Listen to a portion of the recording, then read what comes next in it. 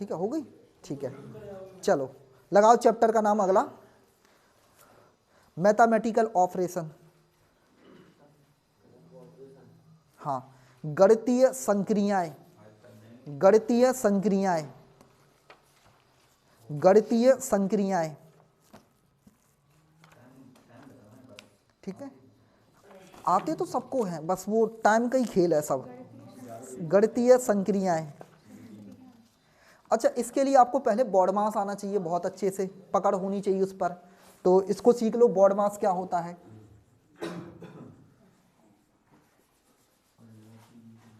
ये बहुत जरूरी आना आपको, ठीक है। अवाई नहीं करो। B4 यहां होता है ब्रेकेट, ठीक है। O4 होता है ऑफ, और इस ऑफ को बदलते हैं गुणा में, यानी हिंदी में लिखा होता है का। खैर इसमें तो काम नहीं आएगा, रीजनिंग में का वा कहीं आता ही नहीं है, ये मैथ्स में काम आता है जनरली का वाला। इसके बाद होता है डिवाइड, इसके बाद होता है मल्टीपल, इसके बाद होता है एडिशन, और इसके बाद होता है सब्ट्रैक्ट। ठीक है, इस तरह से चलता है। तो देखो नियम क्या है, सबसे पहले ब्रैकेट सॉल्व करेंगे, ठीक है। ब्रैकेट के बाद अगर ऑफ लगा है तो ऑफ को सॉल्व करते हैं। हालांकि इसमें एक और बी लगा होता है जिसका मतलब होता है बार, ठीक है।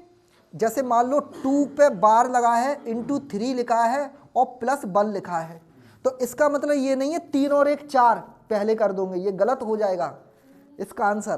पहले ये बार हटेगा तो पहले इसका सॉल्व होगा, 3 दूनी 6, 6 और 1 7, ये ऐसे होगा, समझ रहे मेरी बात को। और ऐसे आंसर कितना हो जाएगा, 3 और 1 4 और 4 दूनी 8 हो जाएगा, तो ये गलत हो जाएगा आंसर, ठीक है। नियम के साथ से चलना है। इसका यूज यहाँ नहीं है, मैथ्स में होगा, एक खास सवाल ही मिलता है इस पर, तो आप इसको थोड़ा इग्नोर भी कर सकते हो। अब बॉड मास याद रखो फिलहाल। नियम क्या है फिर से सुन लो। सबसे पहले आपको ब्रैकेट सॉल्व करना है। आपके रीजनिंग में जिस चैप्टर को मैथमेटिकल ऑपरेशन पढ़ा रहे उसमें ब्रैकेट का कोई रोल नहीं है, समझ रहे। यहाँ ब्रैकेट में क्वेश्चन नहीं आते, ठीक है। इसमें ऑप का भी यूज नहीं होगा, आपका यूज होगा बस यहाँ से इतने अक्षरों का, ठीक है। तो डी फॉर डिवाइड, तो याद रखना सबसे पहले डिवाइड किया जाता है, फिर मल्टीपल किया जाता है, और फिर एडिशन किया जाता है, और फिर सब्ट्रैक्ट किया जाता है, यानी माइनस किया जाता है, इसे घटाया जाता है। समझ रहे मेरी बात को। ये 4 डिजिट याद रखना है। सबसे पहले भाग, भाग के बाद गुणा आता है, ये ध्यान रखना है। पहले भाग लगाना है फिर गुणा करना है। जैसे कहीं पर मैंने ऐसे लिखा है ना, भाग 2 और गुणा 3, तो सबसे पहले ये कैसे होगा सॉल्व, 2 से भाग लगेगा 8 में, कितनी 4, और 4 का फिर गुणा होगा 3 में 12, समझ गए। ये ऐसे होगा सॉल्व, ठीक है। जैसे मैंने यहां लिखा 18 और यहां लिख दिया मैंने कितना 9, और यहां लिख दिया कितना 3, तो आप कैसे करोगे,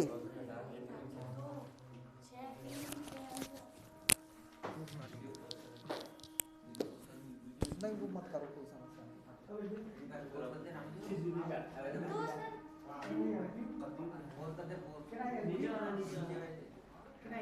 कर दो, चलो दोबारा से ही कर दो, दोबारा ही, ठीक है।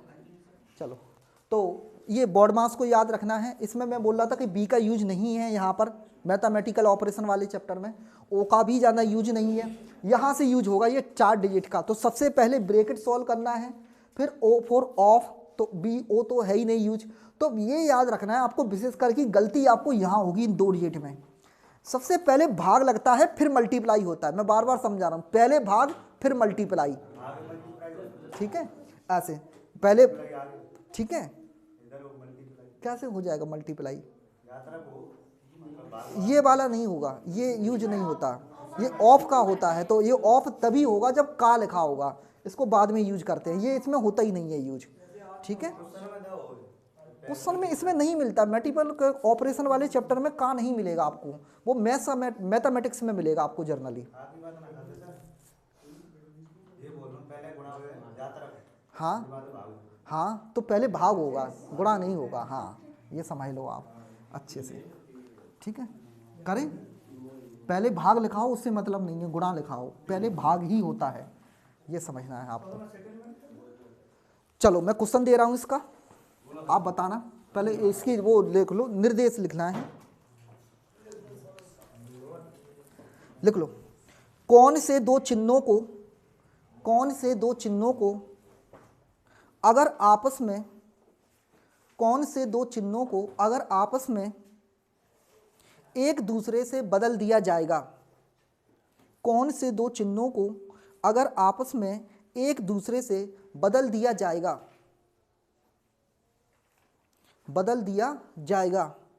तो निम्नलिखित समीकरण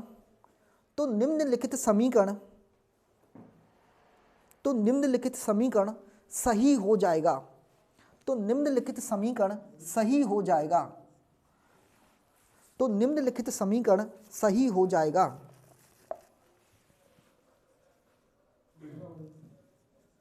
देखो इसको कर सब लेंगे, बस शर्त ये है कि फास्ट कौन कर पाएगा। ठीक है, हाँ तुम करो। ठीक है, ये रहा, इसके ऑप्शन में लिख रहा हूं साइड में, भाग और माइनस, इंटू और प्लस,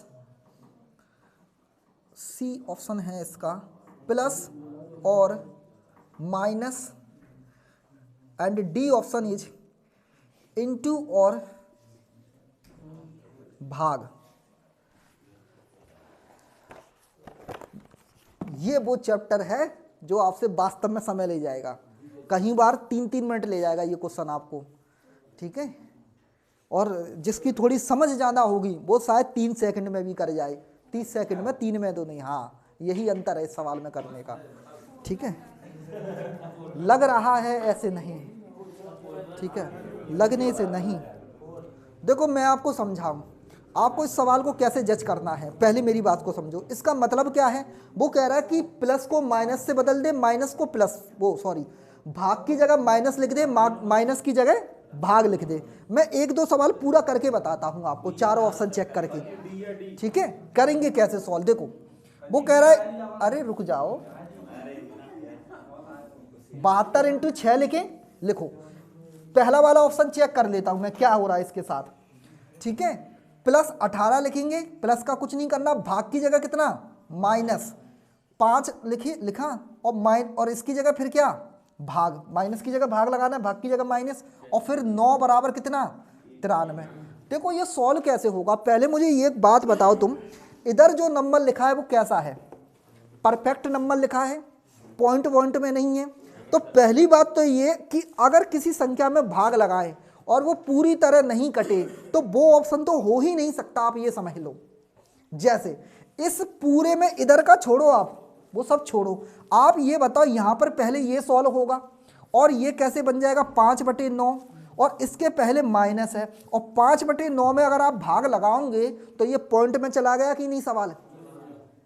तो इसके होने की पॉसिबिलिटी कितनी है, खत्म, क्योंकि पॉइंट में आंसर आ ही नहीं सकता। आप पॉइंट को जोड़ोगे तो भी पॉइंट आएगा, पॉइंट को घटाओगे तो भी पॉइंट में ही संख्या निकलती है, तो इसकी पॉसिबिलिटी है ही नहीं इस ऑप्शन की, आपको यहीं से पता चलेगी। समझ रहे, ये भाग करेंगे ना इसमें तो ये पॉसिबल ही नहीं है कि 93 आ जाए, फिर 93 नहीं आएगा, कुछ पॉइंट में ही आना चाहिए, पहली चीज। दूसरी चीज क्या देख सकते थे आप, थोड़ा सा दिमाग लगाते तो आपको पता है 72 इंटू 6 करेंगे ना तो ये बहुत बड़ा नंबर हो जाएगा। समझ रहे आप, हो जाएगा कि नहीं, बड़ा हो जाएगा, लगभग 300 के आसपास ही तो हो ही जाएगा, 400, और 400 में से आप कितना भी घटा पिटा लो मुझे नहीं लगता कि वो 93 आएगा। समझ रहे, तो पहले ऑप्शन ऐसे चेक किए जाते, तो ये ऑप्शन तो इसलिए खत्म क्योंकि यहां पर अगर मैं देख रहा हूं, यहां माइनस को भाग कर रहा हूं, भाग को माइनस कर रहा हूं, तो कभी भी यहां से जो है ना मुझे ये पता चल गया कि पॉइंट में नंबर नहीं आना चाहिए। अब देखो वो कह रहा है गुणा और प्लस को चेंज कर दो, इससे देखो देखते ही कैसे समझ में आएगा। अगर मैं इसको चेंज कर दूंगा ना तो समस्या 18/5, यहां देखो 18/5, अगर आप इंटू और प्लस को चेंज कर दोगे, यानी प्लस की जगह पे इंटू लिख दोगे यहां और इंटू की जगह पे प्लस लिख दोगे, लेकिन ये भाग का तो कुछ नहीं हुआ ना, आप ये समझा, इसका तो कुछ भी नहीं हुआ ना, इसका कुछ हुआ, अगर आप यहां साइन बदल दोगे, इस माइनस की इस प्लस की जगह क्या कर दोगे, इस प्लस की जगह सॉरी इनटू कर दोगे और इस इनटू की जगह प्लस कर दोगे, लेकिन आपको ये बात समझनी होगी कि ये इसमें भाग लगाएंगे ना तो ज्यादा से ज्यादा ये क्या बनेगी इक्वेशन 6 इंटू 18/5, ये तो सॉल्व होगी ही नहीं। ना तो 5 से 18 कटता है, ना 5 से 6 कटता है। तो समस्या फिर वही के पॉइंट में चला गया। मैं आपको यही समझा रहा हूं, यही चीज देख के ही आप आंसर बता सकते हो कि ये नहीं होगा। समझ रहे? अब इस पे आ जाए, प्लस और माइनस को, अगर मैं प्लस और माइनस को बदल भी दूं ना तो भी 18/5 सॉल्व नहीं हो रहा, नहीं हो रहा ना, नहीं हो रहा। तो मुझे ये पता चल गया यहां से भी बात नहीं बनेगी, तो बात बनेगी डी ऑप्शन से। आपको करना यह है कि ये नहीं है कि डी ही आंसर लगा दूंगे सीधे बस ऐसे ही, नहीं, एक बार चेक करना है डी को। अगर सही है तो ठीक है, ना हो तो हो सकता है कि कभी कभी पॉइंट पॉइंट जुड़ जुड़ के कंप्लीट बना लेते हैं, पर ऐसे चांस ये मान के चलो 1% ही होते हैं कि ऐसा हो आंसर। ठीक है, बहुत नहीं, किसी में भी नहीं होते, ये सिर्फ बैंकिंग के पेपर में होते हैं। बैंकिंग में रीजनिंग आती है टफ, ईमानदारी से बता दूं।